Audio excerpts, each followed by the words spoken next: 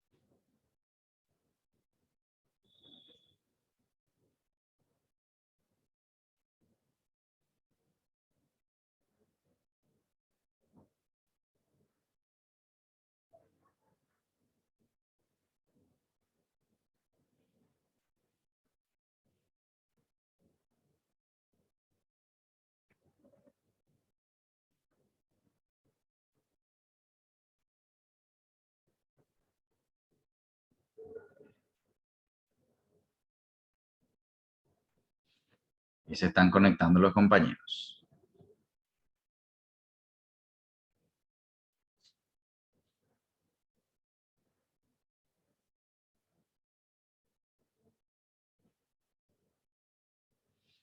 Bueno, mientras se van conectando los compañeros, damos nuevamente la bienvenida. Buenas tardes, buenas noches a todos. Estamos iniciando entonces con una jornada más de la asignatura Gestión y Marketing Nutricional.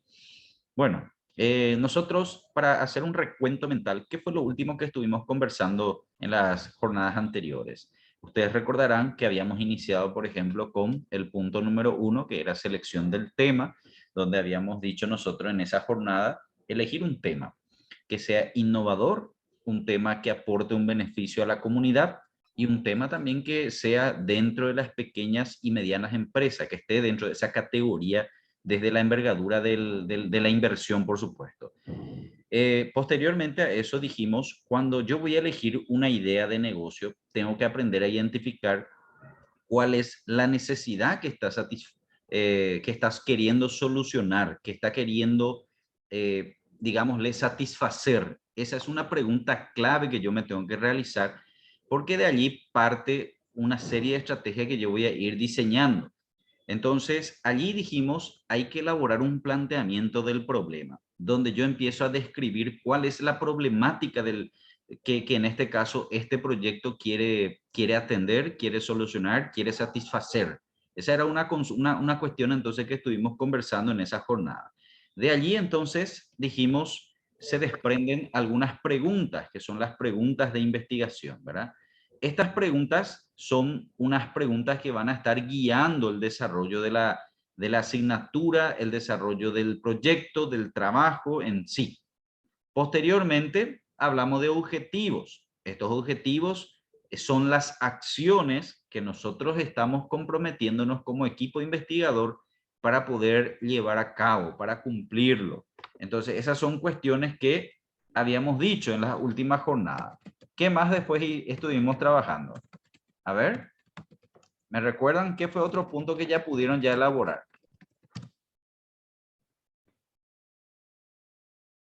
Selección del tema, planteamiento del problema, preguntas, objetivos. Después hablábamos, por ejemplo, de esto que vemos aquí, universo, por ejemplo, hablábamos también en esas clases.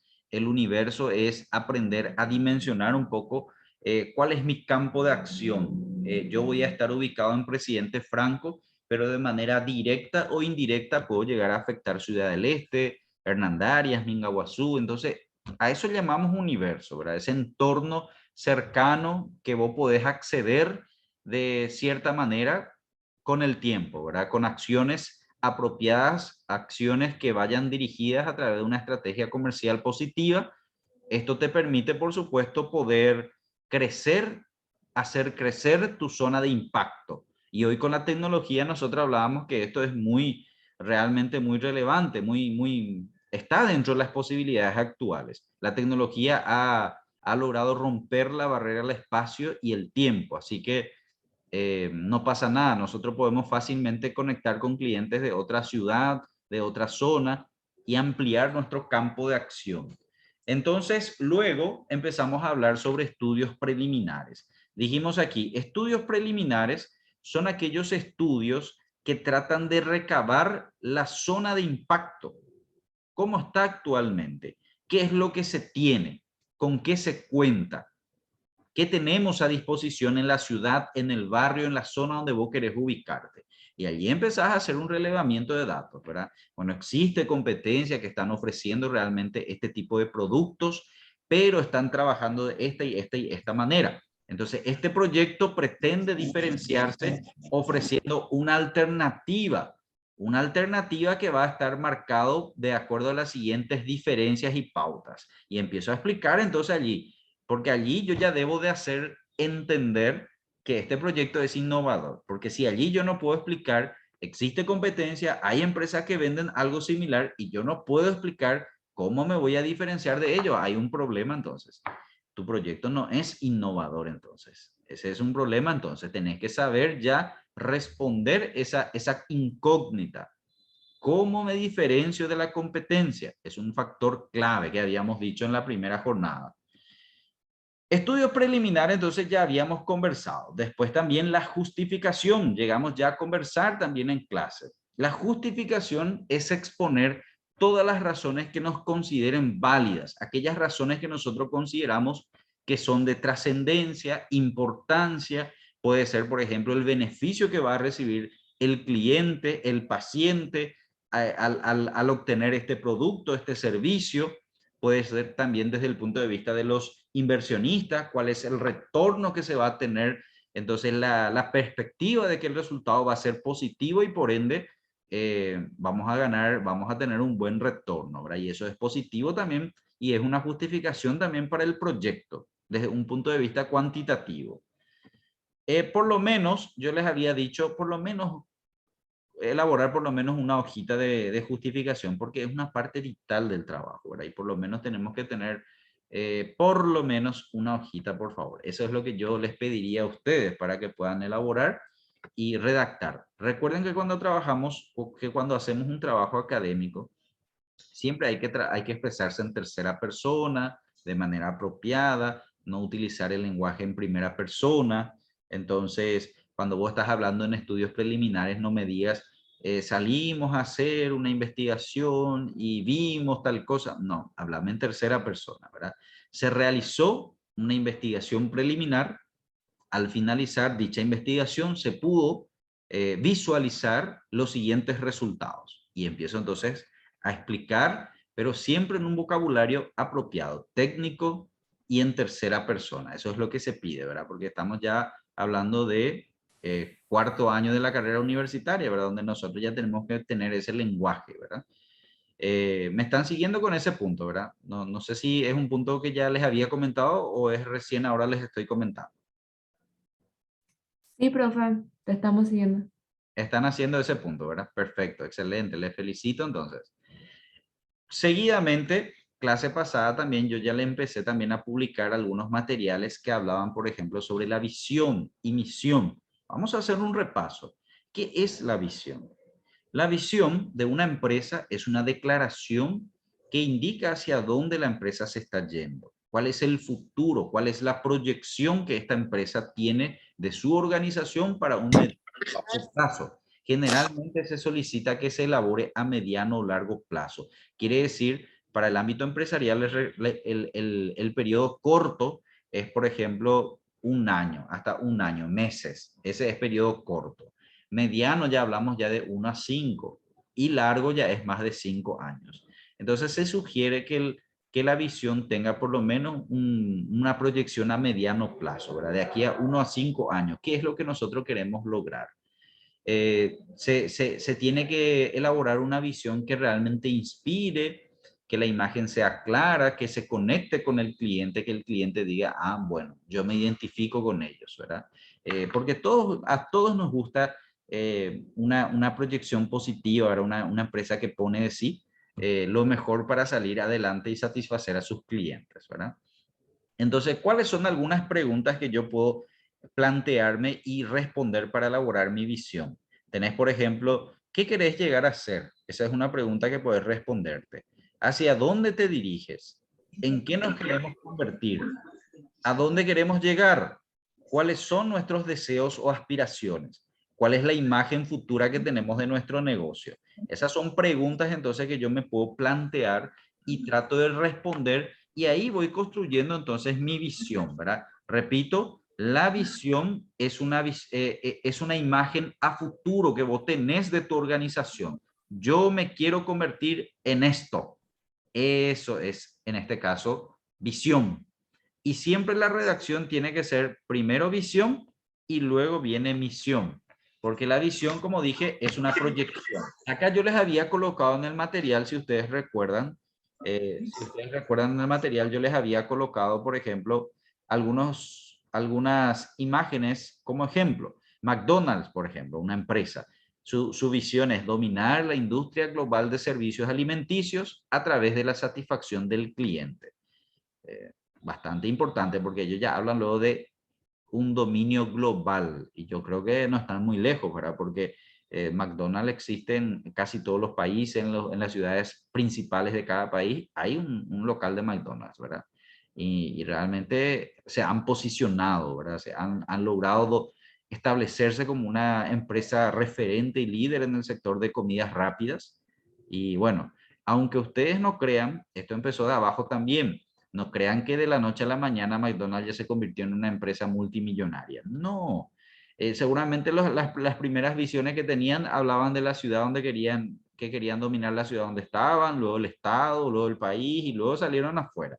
Fue por proceso. Quiere decir entonces que tu visión se actualiza, cambia cada cierto tiempo. Y está bien, eso es normal porque vos vas creciendo, vas evolucionando y cada vez querés un poco más. Y ahí va la aspiración que uno tiene como organización y va elaborando su visión. Starbucks, por ejemplo, dice ofrecer cada día momentos inspiradores a la gente. Nike, nuestra pasión por la moda y el deporte puede contribuir a un mundo mejor. Ahora estás listo para elaborar también, en este caso, tu visión. Ahora, ya hiciste tu visión. ¿Qué viene a continuación? La misión. La misión, el otro era una proyección a futuro. La misión es una declaración de las acciones que nosotros vamos a realizar como organización, como empresa, como profesionales para poder alcanzar esa visión deseada. O sea, esto es presente. ¿Qué estoy haciendo para lograr mi visión? Por eso está conectado plenamente. Visión, misión van de la mano. Yo no puedo escribir en mi visión, voy a poner a título académico como estudiante, por ejemplo.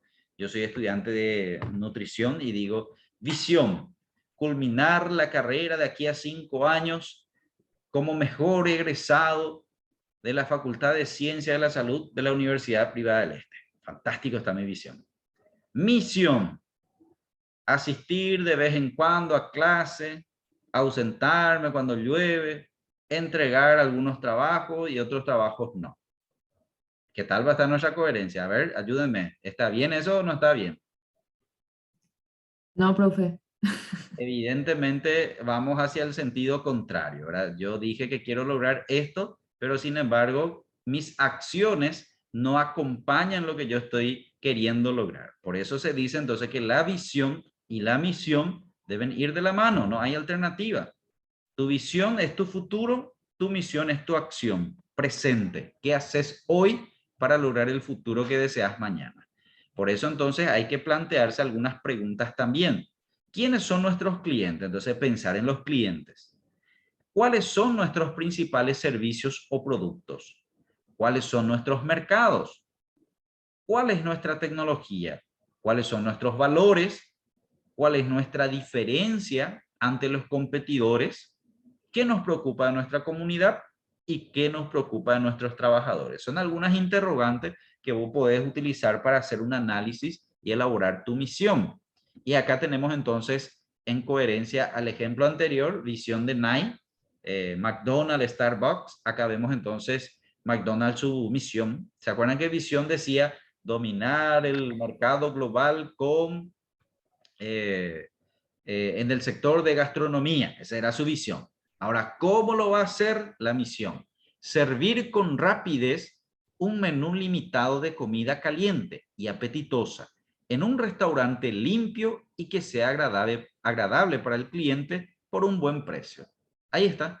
Sencillo, fácil, directo, pero totalmente eficaz y eficiente. La misión entonces explica cómo se llegará a la visión. En este caso, ellos van a dominar el mercado global de comidas rápidas, ofreciendo entonces con rapidez un menú limitado de comida caliente y apetitosa en un restaurante limpio y que sea agradable para el cliente. Ahora tiene muchas cosas, tiene sentido. Resulta ser que hay gente que se queja, por ejemplo, aquí McDonald's de Ciudad del Este, cuando hay gente aquí de Franco, de cierta zona, llama para el servicio de delivery y le dice a la empresa, no, lastimosamente ya nuestro servicio de delivery ya no llega a esa zona. Resulta ser que el producto llega frío si es que nosotros le enviamos hasta allí. Entonces, lastimosamente no llega nuestro delivery allí. Esa es una respuesta que suelen dar cuando la persona vive un poco alejado del local, ¿verdad? Y la gente se enoja, ¿verdad? Pero vos tenés que entender que ellos han declarado una misión, ellos han declarado una política de trabajo. Y justamente si ustedes leen conmigo, dice, servir de manera rápida un menú de comida caliente. Quiere decir entonces que si ellos determinan que vos vivís muy lejos y el producto ya no va a llegar caliente, prefieren no enviarte, porque ellos quieren mantener nomás esa línea de trabajo, esa característica que les representa. Comida caliente, apetitosa, rápida. ¿Coinciden o no coinciden con esto? ¿Esto ocurre o no ocurre en la realidad? A ver, dígame, o solo está escrito nomás acá. Sí, profe, ocurre. A mi casa tampoco mandan. ¿Tu casa no mandan también, Giovanna? ¿Dónde? No. ¿Qué parte, Giovanna? Kilómetro 6 de Ciudad del Este. En la Esas son... aplicación al menos no mandan. Ah, ya no te envían más por allí, ¿verdad? No, ¿Y alguna vez preguntaste ya el por qué? no, profe, pero voy a preguntar. Sí, y muy probablemente que te lo digan de esa manera, ¿verdad? Que el producto ya va a llegar frío y que por esas razones, ¿verdad? Bueno, Starbucks, por ejemplo, dice inspirar y nutrir el espíritu humano, una persona, una taza de café, una comunidad a la vez. Muy poético su misión.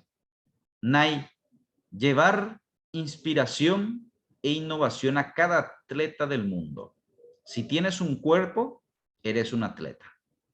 Esa es la filosofía, entonces. O sea que por eso Nike hace mucho patrocinio con jugadores, deportistas de élite, ¿verdad? Personas muy famosas, porque el mensaje que te quiere enviar es que si vos tenés un calzado de Nike, vos también sos un atleta. Vos también podés sentirte como se siente Cristiano Ronaldo, Messi, jugadores de élite que de repente utilizan el calzado. Ese es el mensaje. Y la gente de hecho que funciona, ¿verdad? ¿No vieron este éxito que tuvo, por ejemplo, recuerdan ustedes a este jugador del básquetbol tan alto norteamericano, Jordan? Sí, profe. Salió en películas y compañía. Recuerdan que él firmó un patrocinio con una empresa, creo que era Nilo, y lanzó los calzados Jordan. Sí, profe, toda una marca se volvió después. Todo un éxito, multimillonario, se ganaron millones y millones de dólares en ese producto, porque la gente de verdad quería identificarse con este jugador, querían ser Jordan, ¿verdad? Entonces querían tener lo que él tenía. Entonces la gente compró y ganaron muchísimo. Al inicio no le dieron tanto crédito y de hecho él cobró bastante dinero por ese acuerdo comercial, ¿verdad? Por usar su imagen. La gente medio que al inicio quedaron medio reacio. ¿Será que esto va a resultar? Ya gastamos demasiado. Y salieron ganando muchísimo. Ganaron pero millones y millones, ¿verdad? Se vendió muchísimo ese producto. Bueno, aquí en Paraguay mismo ocurre esto, ¿verdad? Cuando ustedes ven que hay ciertos personajes que están ganando un poco de renombre, ¿verdad? las empresas los utilizan. ¿Algún ejemplo que me quieran dar? La comadre, por ejemplo, puede ser, profe. Por ejemplo, ¿ustedes dicen que la gente quiere parecerse a ella? ¿O No cuál es sé. cuál sería? No, profe, no. No, Yo no, gracias. creo que quieren parecerse y no sé. Mentira. En realidad lo que utilizan es su influencia, ¿verdad? Porque una persona muy cómica que tiene seguidores, ¿verdad? Y hay gente que siempre ve sus videos cómicos, ¿verdad? Entonces, ese es el objetivo, ¿verdad? Que la gente vaya viendo su video cómico y entre los videos cómicos, ¡pap!, aparece una publicidad, ¿verdad? Entonces, allí nomás está la cuestión, ¿verdad? Ahora pasa todo por allí. Las empresas comerciales se dan cuenta dónde está el público ahora. Anteriormente las empresas estaban muy abocadas en los canales tradicionales, televisión, radio, periódicos, revistas, en los medios de comunicación tradicional, pero después se despertaron, dijeron, no, nuestros clientes ya no están más por allí. Los clientes están por las redes sociales, los clientes están en YouTube, los clientes están en Netflix, en todo, en medios digitales. Hay que empezar a perseguirlos. Y ahí entonces las empresas están haciendo estos acuerdos con los influencers, están lanzando campañas publicitarias por redes sociales, etcétera, etcétera. ¿Verdad? Allí está la gente. Seguimos con el siguiente punto que vendría a ser los valores. Los valores, así como nosotros, no sé si en algún momento hablamos sobre esto, pero quiero volver a recalcar.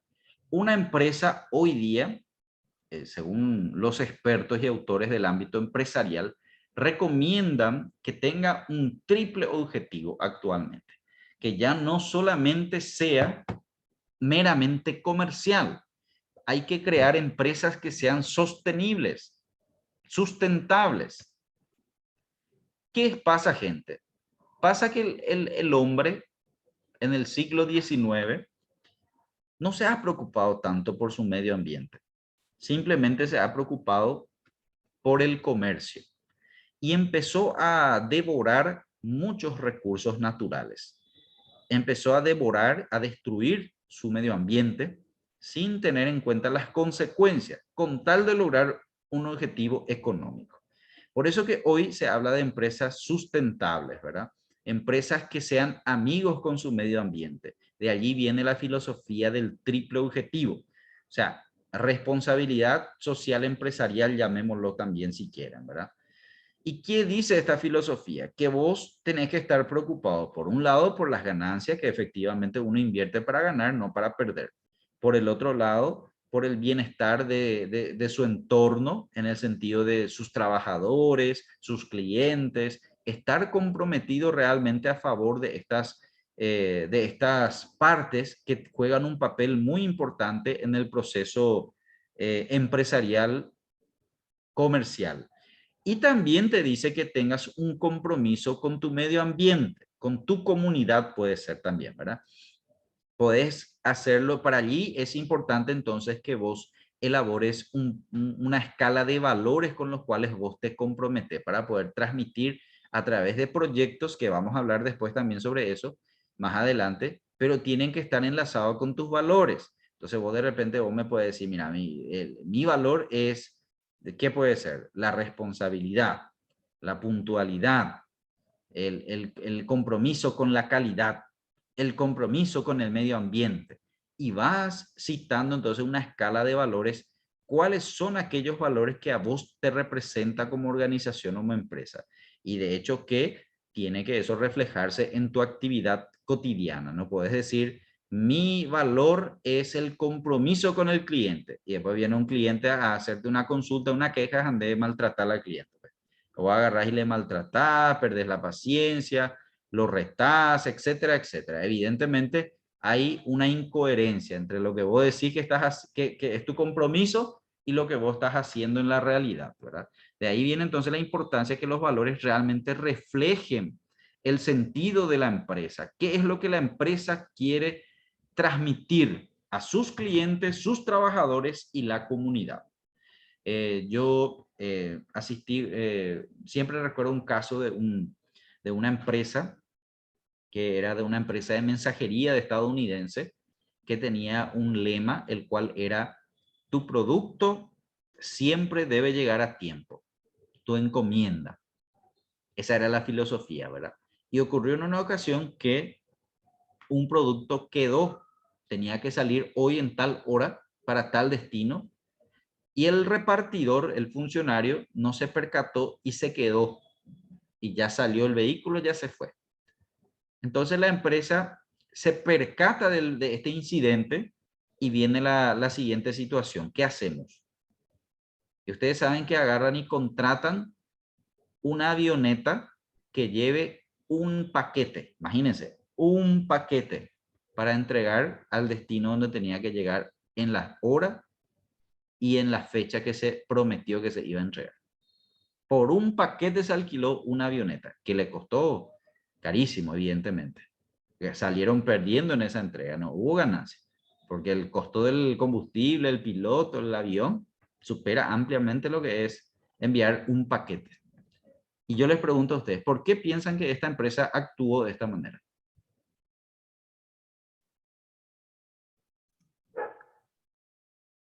A ver, ¿por qué piensan que la empresa actuó de esta manera?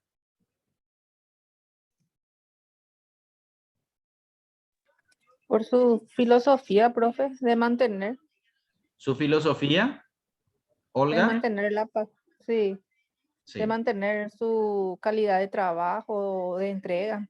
sí. Porque ese lema le identifica. ¿Puede ser así, Olga? Así mismo, profe. Resulta ser porque para nosotros parece pérdida desde lejos, pero en realidad no, porque la empresa lo que ha hecho es mantener la credibilidad que el cliente tenía en él, la fe, la confianza, ¿verdad? Entonces el cliente cuando dice, yo necesito entregar este producto en tiempo y en forma, no quiero que la gente falle conmigo y que de repente el producto no llegue en el tiempo que yo necesito. Entonces lo que va a hacer es elegir la empresa más confiable y allí ellos empiezan a poner en la vara, ¿verdad? Y empiezan a medir qué empresa es la que tiene más confianza en ese sentido, ¿verdad? Y esas son las cuestiones, ¿verdad? Vos no le dabas tanta importancia a un cliente, ese cliente se fue y comentó su experiencia negativa y así se va recorriendo la voz y la gente va enterándose que tu empresa no es tan seria, que tu empresa suele cometer errores, etcétera, etcétera, etcétera, ¿verdad? Entonces, por eso esta empresa gastó un poquitito de dinero, aparentemente perdió, pero no es así. Esta empresa lo que hizo fue mantener su nombre limpio, invirtió marketing, que va a traer mucho dinero después, porque la gente sabe que esta empresa es de confianza y que si yo quiero que llegue una encomienda en tal hora, en tal fecha, sí o sí, yo voy a contratar el servicio de esta empresa que cumple siempre. Esa es la filosofía entonces. ¿Qué ocurre, por ejemplo? A ver, les pregunto, no sé si ustedes usan a menudo servicio de transporte público, pero les voy a preguntarles. ¿Se quieren ir a Asunción y quieren ir lo más rápido posible?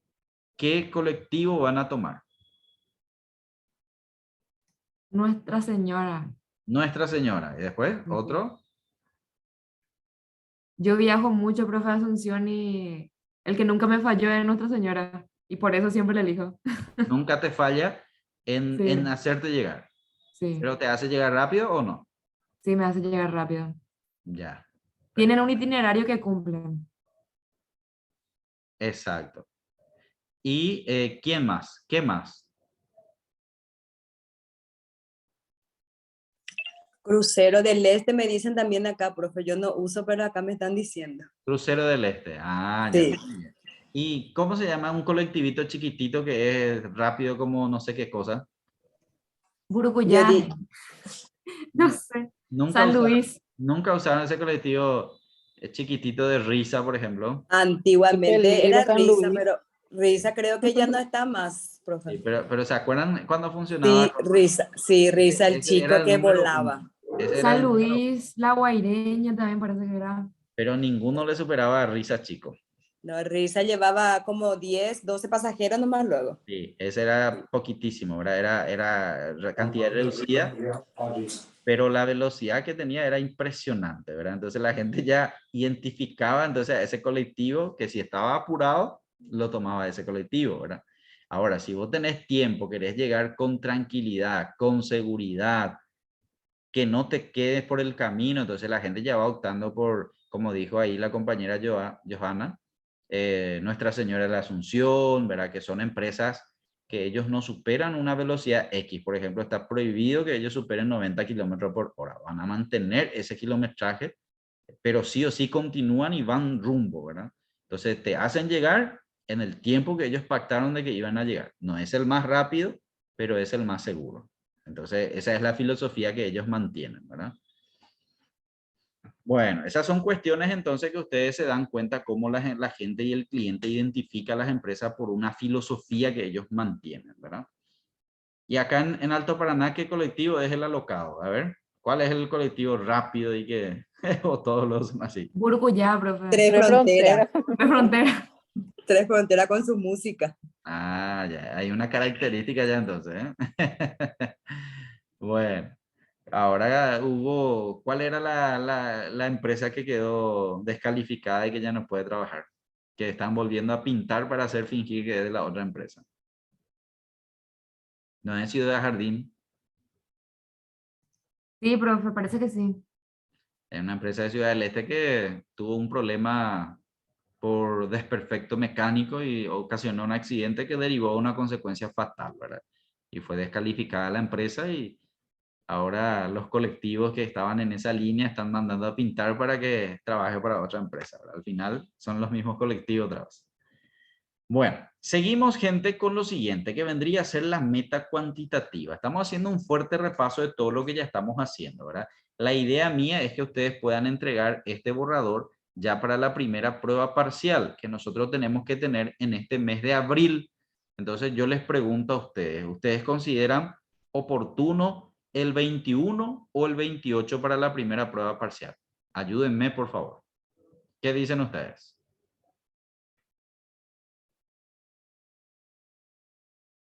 ¿El 21 o el 28 de abril? ¿Qué fecha les queda mejor? Profe, cuanto menos encima mejor. Y eso depende de Yo, ustedes.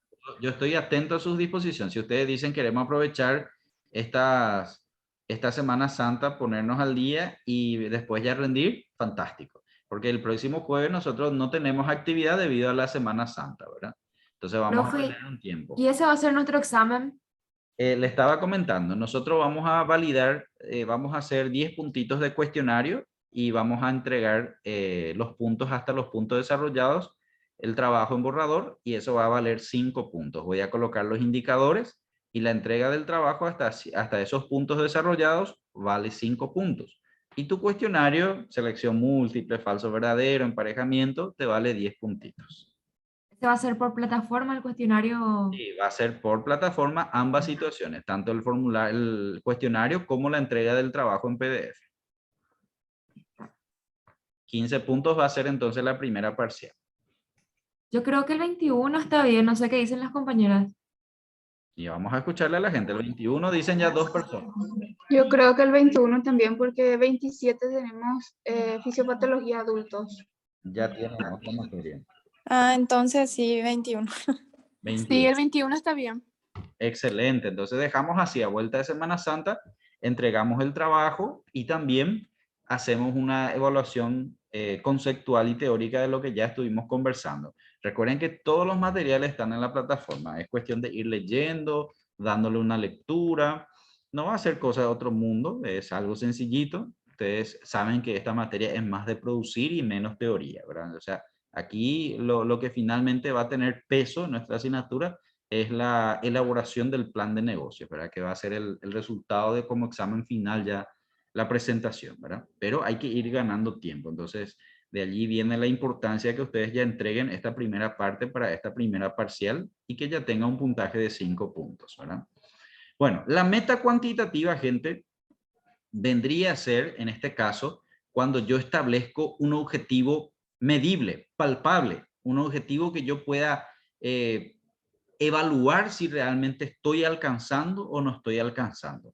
Puede ser de la siguiente manera. Tu meta cuantitativa puede hablar de cantidad de clientes que vos querés atender en este primer semestre, primer mes, primer año de funcionamiento de tu empresa.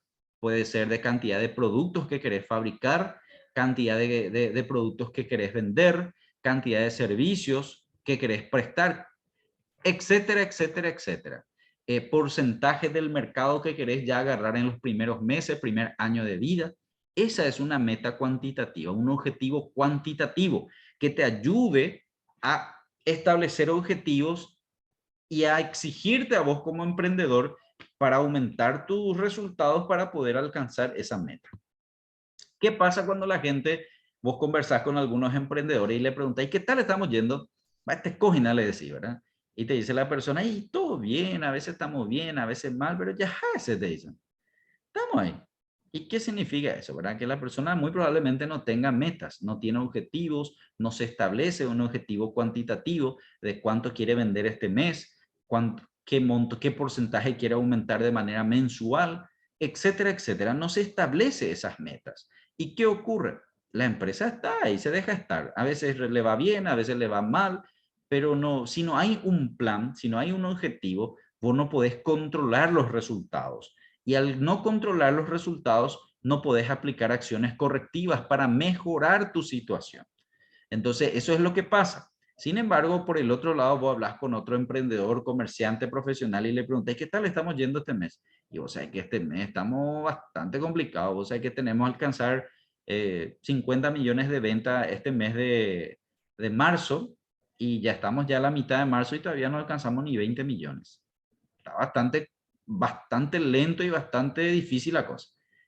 Y ahí, por ejemplo, ya te das cuenta que la empresa sí tiene una meta, la empresa sí tiene objetivos bien definidos y ahí ellos tienen que empezar a aplicar acciones.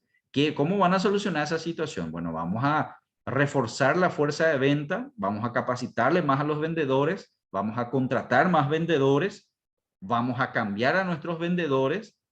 ¿Qué acción vamos a realizar para poder realmente alcanzar esa meta? Eso es lo que yo les pido, que ustedes elaboren también una meta cuantitativa para los primeros inicios de su proyecto, para que ustedes puedan decir, esto es lo que yo quiero perseguir en los primeros inicios. Esa es una meta cuantitativa. Luego hablamos nosotros del organigrama. El organigrama, gente, vendría a ser la representación gráfica de tu empresa. Es muy importante un organigrama en una organización. Algunos emprendedores, profesionales, comerciantes, organizaciones, lastimosamente no le dan la debida importancia y no cuentan con una representación gráfica, no cuentan un organigrama y mucho menos cuentan con un manual de funciones. Y yo les pregunto por qué es importante. A ver, ¿por qué es importante que una empresa tenga un organigrama y un manual de funciones, por ejemplo? Desde su experiencia, ustedes como en alguna ocasión habrán trabajado en alguna empresa, entonces háblenme desde esa experiencia. ¿Cuál es la importancia que ustedes le dan a esto? Para que vos tengas un trabajo en sí, profe, y que no te vayas por las ramas. Para optimizar el trabajo, puede ser. Puede ser para definir bien las tareas, los trabajos, las atribuciones, me estás diciendo, ¿verdad? Sí, profe. Excelente, excelente, muy buena respuesta. ¿Alguien más quiere aportar algo?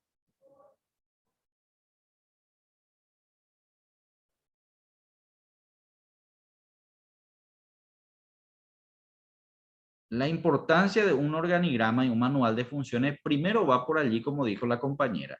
Cuando vos estás en una organización, es importante hacer la división de los trabajos. Es un principio administrativo.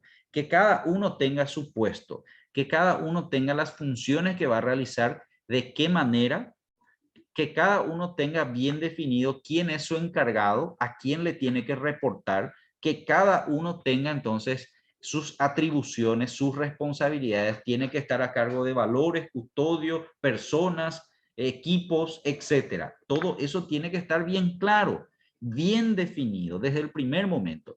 Porque lo más feo es cuando vos estás en una empresa donde hoy haces esto, mañana haces aquello, sos, ¿cómo se dice? Multiuso, le dice la gente, ¿verdad?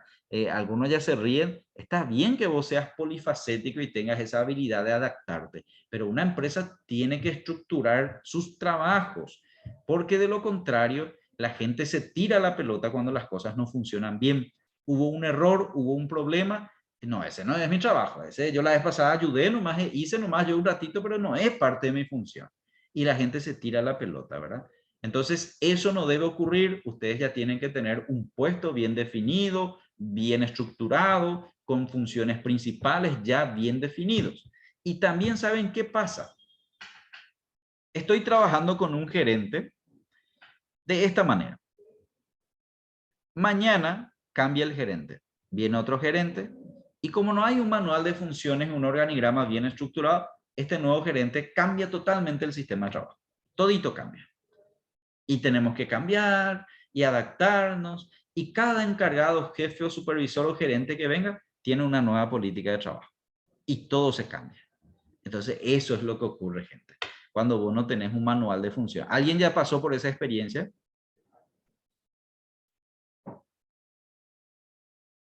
¿Ya pasaron por la Sí, experiencia? profe. Sí, ¿Eh? profe. Sí, En tu trabajo, Joana, ya tuviste esa experiencia. sí. Y contame, ¿fue positivo? ¿No? Súper, o sea, para mí sí, porque me ascendieron. Ah, bueno, hubo cambio positivo entonces, ¿verdad? Sí, pero tengo, por ejemplo, mi pareja que trabaja en un hotel, cambiaron de gerente y se fue todo, pasó un quilombo. Ya. A vos te vino una promoción, por ello Sí, considerás que es positivo el cambio, ¿verdad? Pero yo te hablo del sistema de trabajo. ¿Fue positivo o no? sí.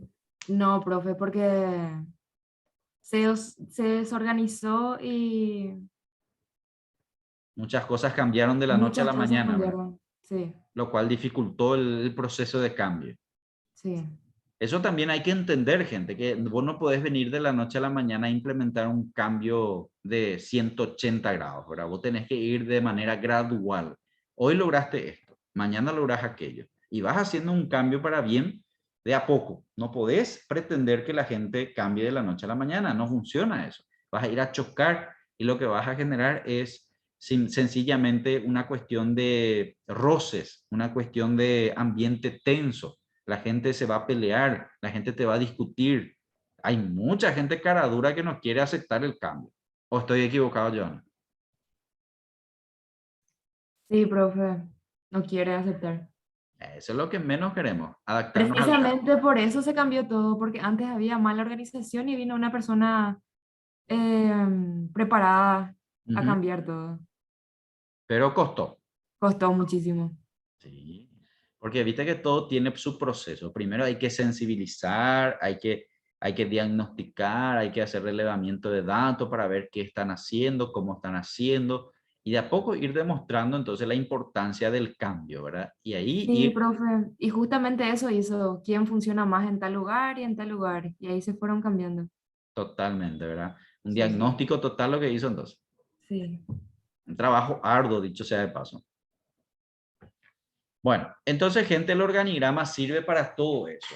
Y también saben para qué sirve. El día de mañana, cuando vos vas a hacer tu contratación y la estás convocando para un concurso de selección y evaluación de personal, o vas a pedir en las redes sociales que se acerque la gente con su currículum, que les traiga esto, que les traiga aquello, etcétera, etcétera, ¿verdad?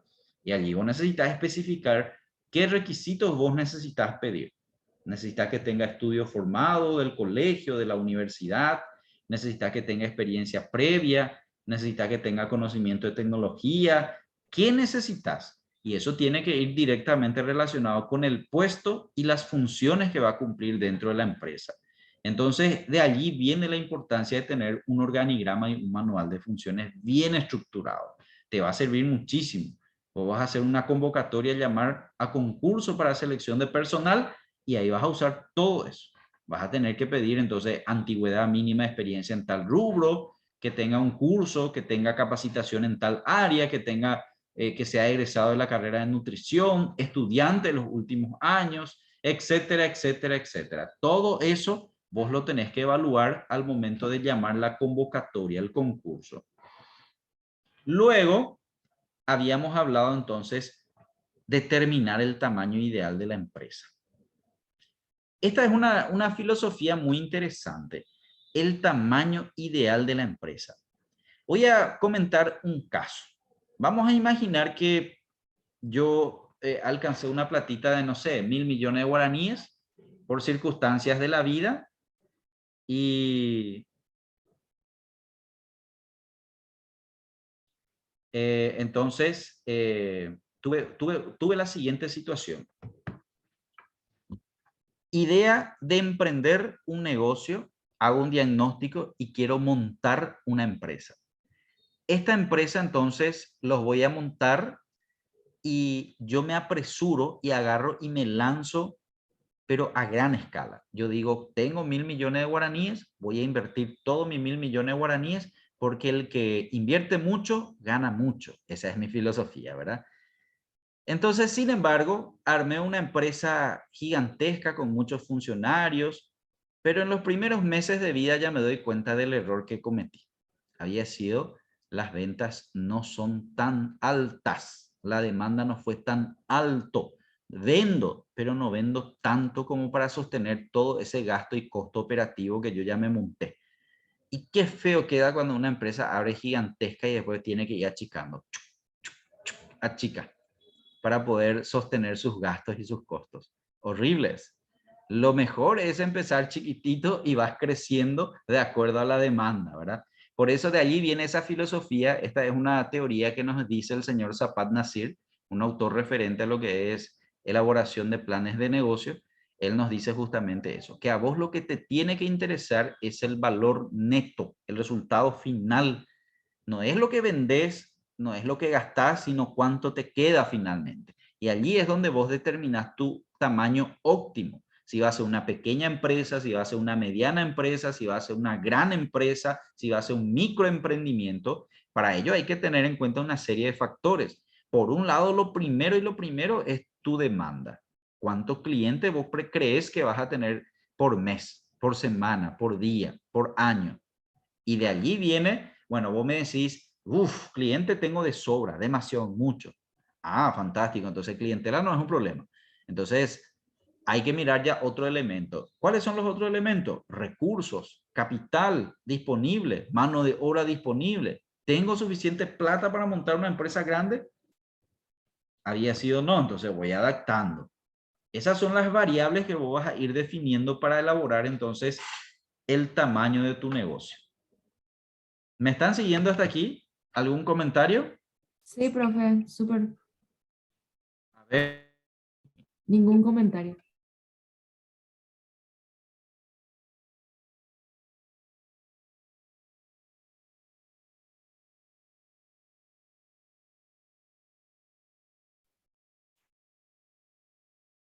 Exactamente. Entonces, esa es la definición del tamaño de la empresa. Yo les diría, como ya les recomendé al inicio, de que sea pequeña y mediana empresa. Pequeña y mediana empresa. Quiere decir esto que nosotros tenemos que ya empezar por allí. Puede ser un microemprendimiento, puede ser una pequeña empresa, puede ser una mediana empresa. Hay una ley en Paraguay, ley de pymes, que establece hasta cierta cantidad de facturación es microemprendimiento. Hasta cierta facturación es pequeño negocio. Hasta cierta facturación es un negocio grande. Esta ley también clasifica las empresas por cantidad de funcionarios. Hasta 30 funcionarios es microemprendimiento. De 30 a 100, pequeña empresa. Y cosas así que te va clasificando, ¿verdad? Muy interesante es que lo lean un poco cuando puedan, ¿verdad? Ahí va definiendo entonces lo que es la categoría de las pymes. Mucha gente piensa que para iniciar un negocio necesita mucho dinero. En realidad en Paraguay están apareciendo muchos proyectos interesantes para el microemprendedor. Hay, por ejemplo, convenios con Taiwán y otras embajadas que dan, por ejemplo, qué sé yo, $1.000, $2.000 de capital para los proyectos que son interesantes dentro del microemprendimiento. Hay proyectos, por ejemplo, que son para mujeres emprendedoras y beneficia a las mujeres, ¿verdad? Que presentan proyectos. Hay, por ejemplo, instituciones públicas en Paraguay, como por ejemplo Crédito Agrícola y cosas así, que te dan préstamos y ese préstamo tiene un interés mucho más bajo de lo que vendría a ser el banco en un préstamo estándar y te dan un sistema de financiamiento bastante importante e interesante, ¿verdad? Y que van ayudando a los emprendedores que quieran realmente invertir. Hemos visto, por ejemplo, proyectos en la gobernación, en otras instituciones, que están haciendo ese incentivo para que la gente realmente pueda emprender. porque el emprendimiento, el emprendedurismo es muy importante para dinamizar la economía, porque no solamente vos te beneficias vos estás beneficiando a la población de tu entorno, a la gente ¿qué puede ser? La gente que compra de vos, la gente que es tu proveedor, la gente que todo ese círculo se ve beneficiado cuando a vos te vas bien. En estos días, por ejemplo, yo veía, no sé si ustedes vieron esta empresa de chipería de mi abuela, que estuvo realizando una publicación en las redes sociales. ¿Pudieron ver? Sí, profe. Esta empresa tuvo un inconveniente que entregó un producto y parece que se le fue un cabello, no sé cuál era la historia exacta, pero en fin, la señora o el señor agarró y publicó en las redes sociales escrachando a la empresa, ¿verdad? Por esa situación. Y ellos pidieron disculpas, ¿verdad? Publicaron, dijeron entonces que ellos son una empresa joven y que como empresa joven cometen errores. Aquí voy a leer un poco el chat, disculpen. Una mosca era, profe, dice. Ahí está Analía. Muchas gracias, Analía, por la acotación. Bueno, decía nomás que la empresa se disculpó públicamente, alegando de que ellos son una empresa joven y que cometen errores como todos, pero que están para aprender, a progresar y a seguir creciendo, ¿verdad? Que ellos empezaron con 3 funcionarios, con 2 personas y un funcionario y entre 3. Y de allí empezó todo con una caseta pequeñita y hoy día es una empresa referente en el rubro y realmente tiene muchísimos funcionarios que trabajan de manera directa e indirecta, gente que está ganando dinero con ellos. Y ese es el emprendedurismo, eso es lo que impacta el emprendedurismo, cuando vos estás haciendo bien las cosas y gracias a tu trabajo vos podés beneficiar a tu población, a tu comunidad, a tu entorno. Eso es lo bueno del emprendedurismo. Y yo recuerdo cuando empezó este señor empezaba, por ejemplo, los domingos, ahí él trabajaba en el rubro de informática en el centro y después salió de su trabajo y empezó a emprender, ¿verdad?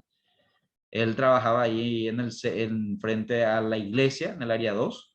Los domingos había misa, él ponía ahí su mesita y ponía sopa, chipa, de todo un poco, ¿verdad?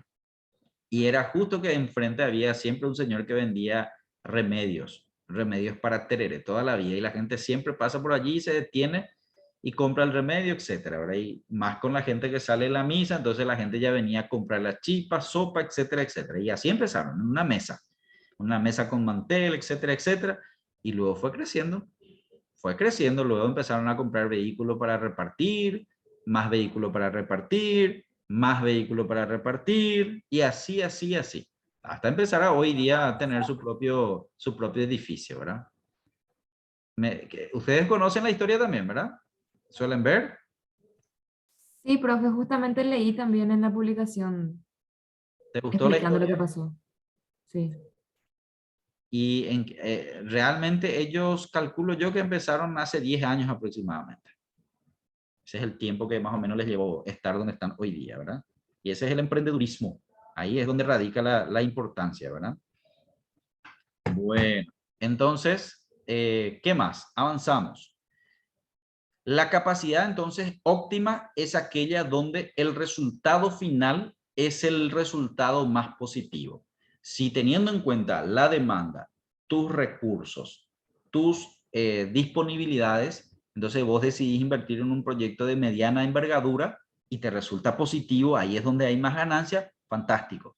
No te hagas no hagas la manera no tomes decisiones de manera apresurada y de repente vos te lanzás como una empresa grande y sin embargo la demanda no era suficiente, estás teniendo un costo operativo muy elevado y tu resultado final no es tan satisfactorio, ¿verdad? O de lo contrario, te lanzaste como pequeño negocio, pero eso por lo menos tiene solución, puedes incrementar, ¿verdad? Es más fácil incrementar el tamaño del negocio que reducir el tamaño del negocio. Realmente no sería lo ideal, ¿verdad? Bueno, luego viene este punto que dice clasificación de las empresas. Nosotros vamos a establecer esto desde un punto de vista legal. Yo les voy a dejar, no sé si les dejé la vez pasada materiales respecto a la clasificación, ¿sí o no?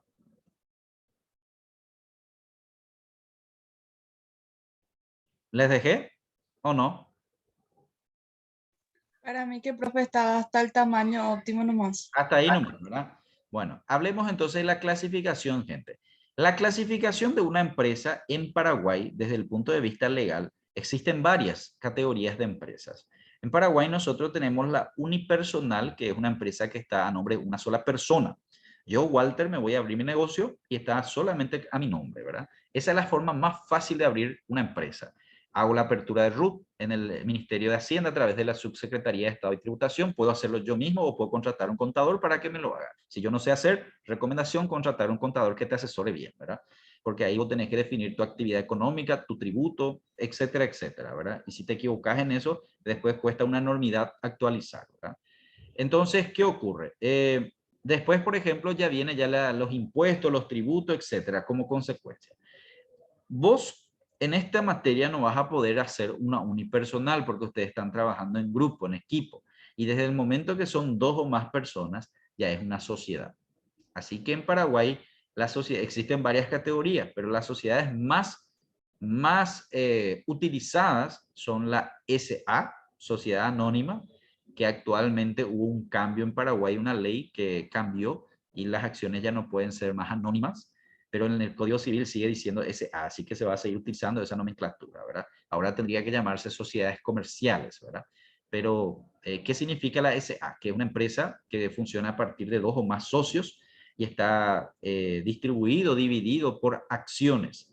Acciones que vos podés comprar y de acuerdo al porcentaje de acciones que vos comprás, vos tenés el poder de decisión dentro de la empresa. La empresa, su autoridad máxima es la asamblea. La asamblea donde están los socios y la asamblea elige al directorio y el directorio es el que cumple el papel como el administrador, ¿verdad? Y después se contrata a los gerentes, pero los gerentes para cada acción tienen que tener una reunión y consulta previa con el directorio, ¿verdad? Y el directorio después le tiene que rendir cuenta a su asamblea. Así es como funciona, ¿verdad? Y cada socio es propietario de la empresa, de acuerdo al porcentaje de participación. O sea, y una empresa, la ventaja de la SA es que vos podés incrementar la cantidad de socios. Eso no es ningún problema, no tiene límites. Inclusive vos podés de repente el día de mañana convertirte en SAECA, Sociedad Anónima Emisora de Capital Abierto. Podés emitir, por ejemplo, bonos, podés emitir acciones en la bolsa de valores y vas captando más recursos para invertir en tu negocio e invertir capital. Esa es una alternativa muy interesante. Desventaja, tiene más proceso, más documentaciones que hay que complementar con la contadora, etcétera, etcétera, etcétera. Tiene un costo un poquito más elevado. Entonces, esas son las desventajas que tiene la SA. Sin embargo, la SRL, para empezar, es más cantidad, más limitada de socios. Está diseñado más para empresas familiares, pymes, de 2 hasta 25 socios. Allí es la cantidad que se permite por según la ley, ¿verdad? Allí no se maneja con acciones, ahí se maneja con cuota de participación o cuota de capital. Vamos a suponer que somos 5 socios y después uno de los socios se quiere retirar, entonces él quiere vender su parte y ahí los otros socios tienen que aprobar primero para que él salga. O sea, es más complicado la forma de negociar que una SA, ¿verdad? Por eso les digo que generalmente la SRL se trata más de empresas familiares, donde hay un círculo cercano de familiaridad, de amistad o de relaciones sanguíneas, ¿verdad? Entonces la SRL es de 2 a 25, es más simple su contabilidad, no es tan compleja como lo que es la SA. ¿Qué más? El gerente no necesita estar permanentemente solicitando autorización, haciendo figurar, etcétera, etcétera. Esas son las cuestiones entonces que tiene la SRL, la SA. En Paraguay también hace poquito apareció una nueva categoría en el 2020, en la época de pandemia justamente, que son las EAS, empresas con acciones simplificadas, algo así es el término. Las EAS es interesantísimo. Ustedes saben que esta SA y SRL tiene un costo bastante importante para hacer la apertura. Vos te vas a la escribanía, haces el acto protocolar, pagas eso, la escribana tiene que enviar a Asunción al registro público, hacer la inscripción, todo un proceso que tiene un costo. Y después hay un tiempo mínimo de 2 a 3 meses que vos tenés que esperar, ¿verdad? Y luego recién te dan apertura y luego vos inscribís en Hacienda y ahí recién podés empezar a trabajar. Sin embargo, la EAS se hace hoy día totalmente por página web. El Ministerio de Industria y Comercio habilitó una sección donde vos podés inscribir entonces a través de la página web del MIC y allí presentas todas las documentaciones de manera virtual, lo hace generalmente una contadora y allí entonces vos haces la apertura. Y es mucho más simplificado, es más rápido y el capital tampoco te exigen tanto. En la SRL, por ejemplo, se te pide depósito del 50% de tu capital como garantía en una cuenta bancaria, ¿verdad? Sin embargo, en las EAS es mucho más fácil, ¿verdad?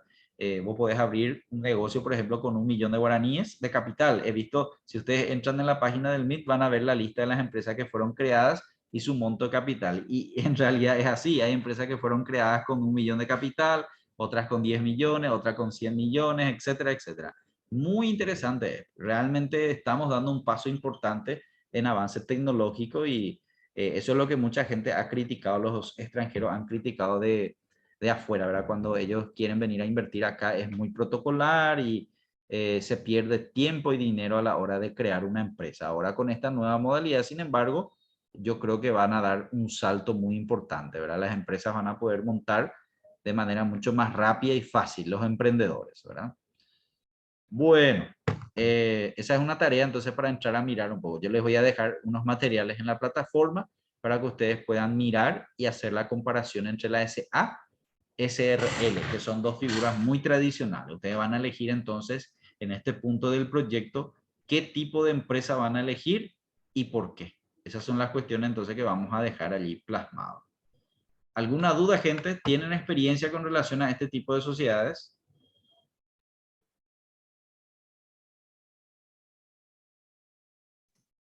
No, profe.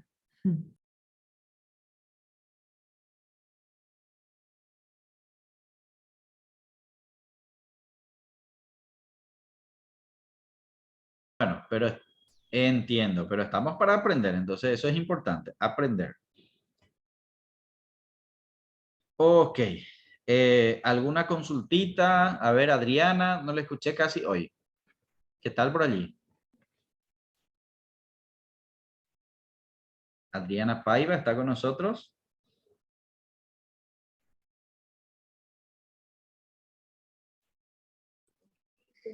No, profe, todo. ¿Cómo?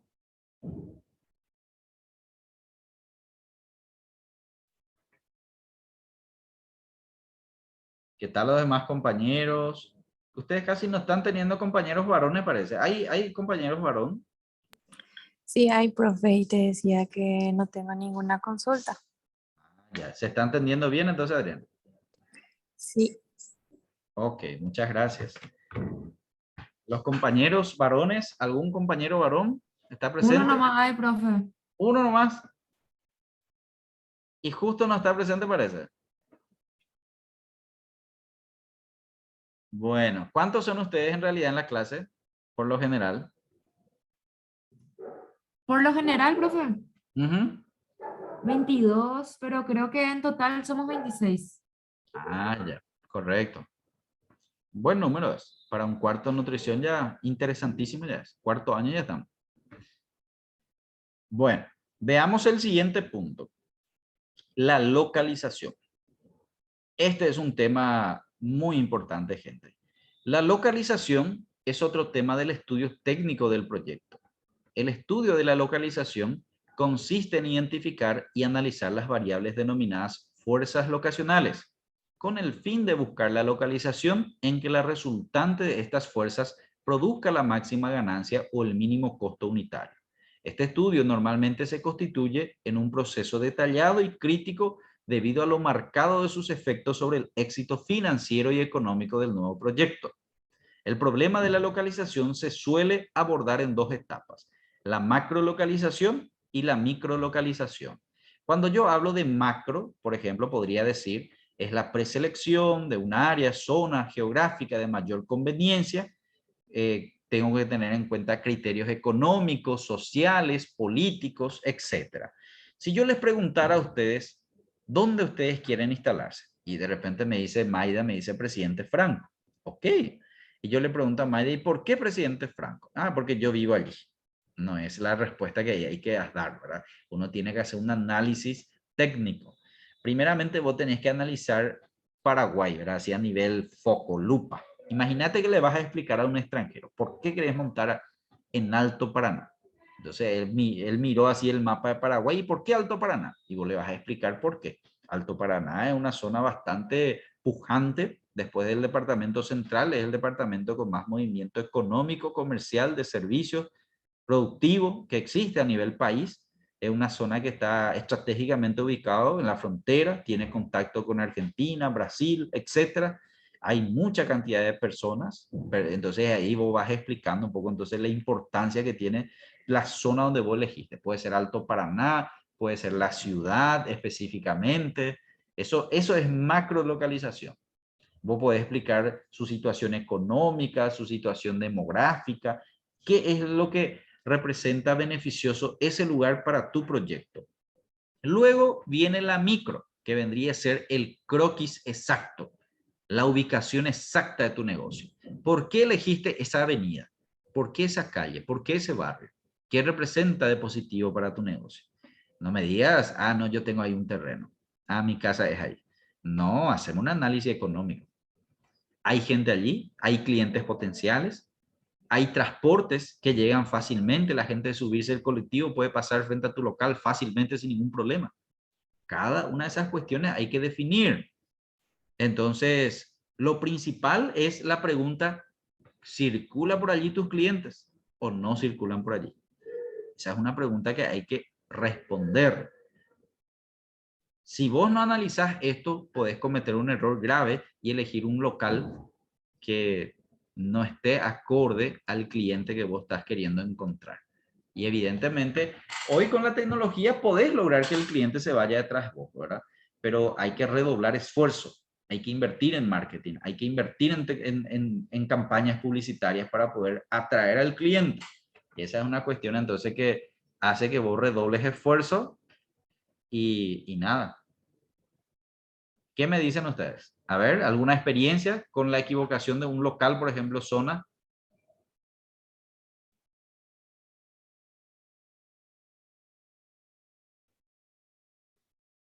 ¿Ninguna experiencia? La verdad que no, profe. ¿En su No, trabajo, profe, de mi parte no. en algún trabajo anterior que ustedes hayan notado que su local medio que quedó medio perdidito y le costaba estirar clientes? ¿Ninguna anécdota?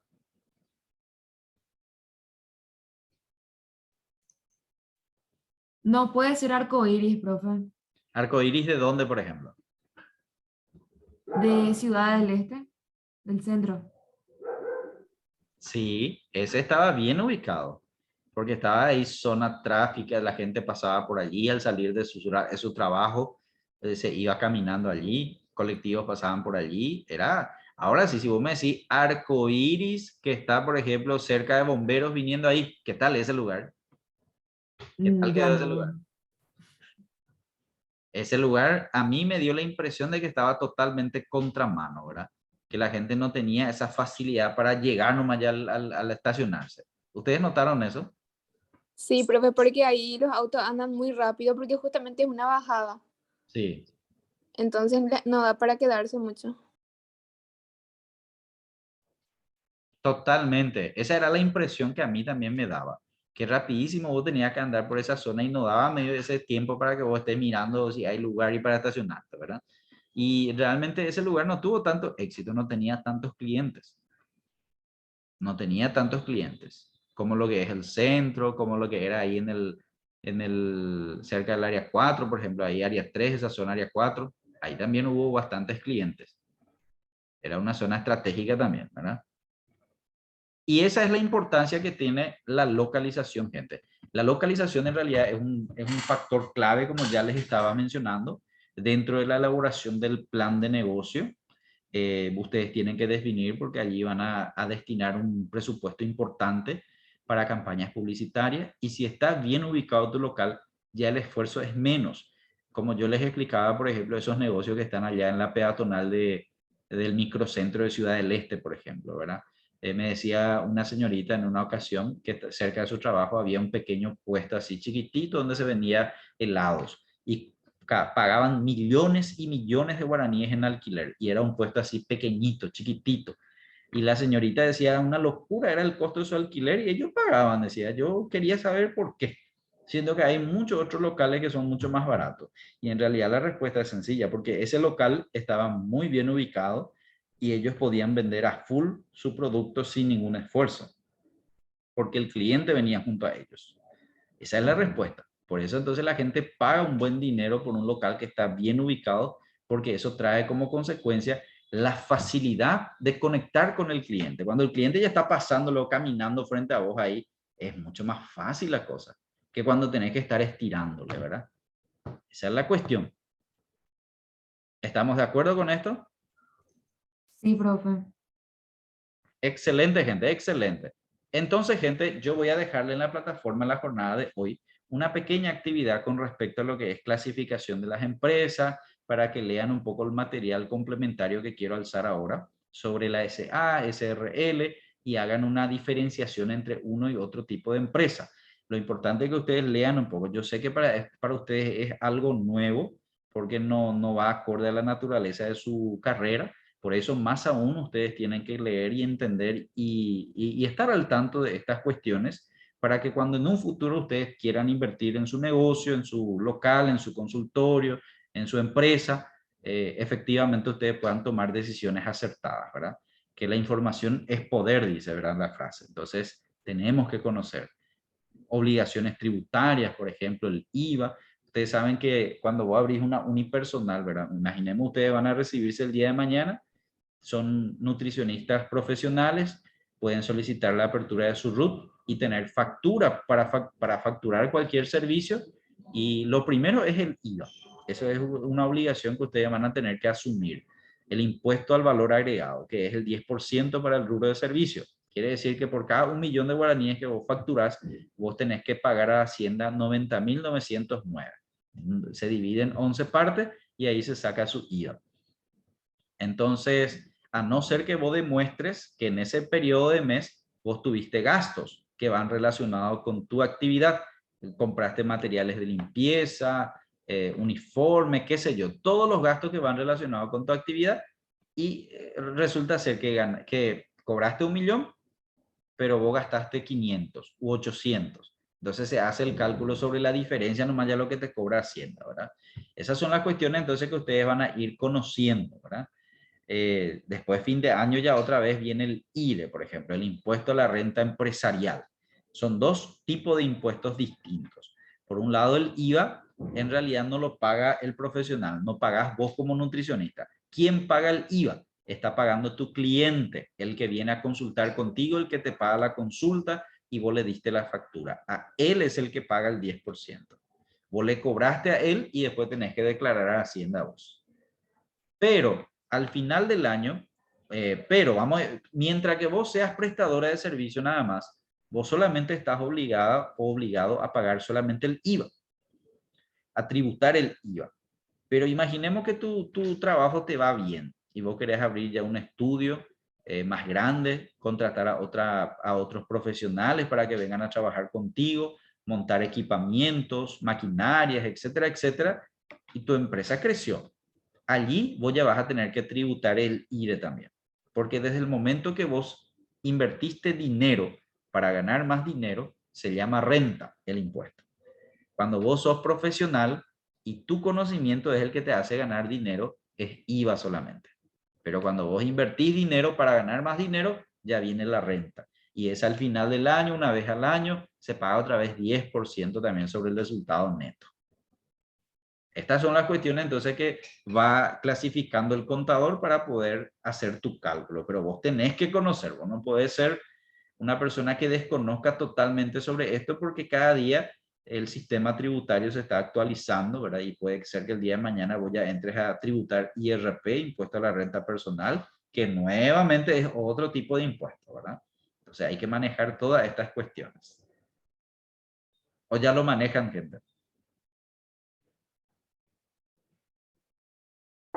No, profe.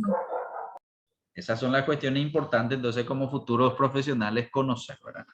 Bueno, gente, entonces, la conferencia yo no les quiero agotar demasiado, entonces quiero dejar aquí la conferencia y dejarle la actividad y el material en la plataforma. Recordarles entonces que a vuelta de Semana Santa nosotros vamos a tener nuestra primera prueba parcial. Yo les voy a publicar a ustedes un ejemplo de un trabajo ya elaborado hasta este último punto que vendría a ser clasificación y localización, hasta allí. Eso, voy a dejarle un modelo de años anteriores que se ha hecho trabajo y ustedes miren un poco a ver qué tal está en base a eso, ¿sí? Comparen un poco y no les digo copien, sino para que tengan en cuenta nada más su estructura y vayan ajustando en base a eso, entonces para la entrega de la primera prueba parcial. ¿Les parece bien eso? Sí, profe, yo tengo una Dale, pregunta. profe. Excelente, gente, excelente. Quedamos así entonces, ¿sí? Sí, profe. Profe, Profe, ¿y yo- será que nosotros podíamos enviar, profe, hasta donde tenemos nuestro proyecto para que puedas calificarnos o decirnos si es que está bien? Envíame en PDF mi WhatsApp y ahora mismo lo leo ya. Dale, profe, perfecto. Dale, dale. ¿Alguna otra pregunta? No, profe.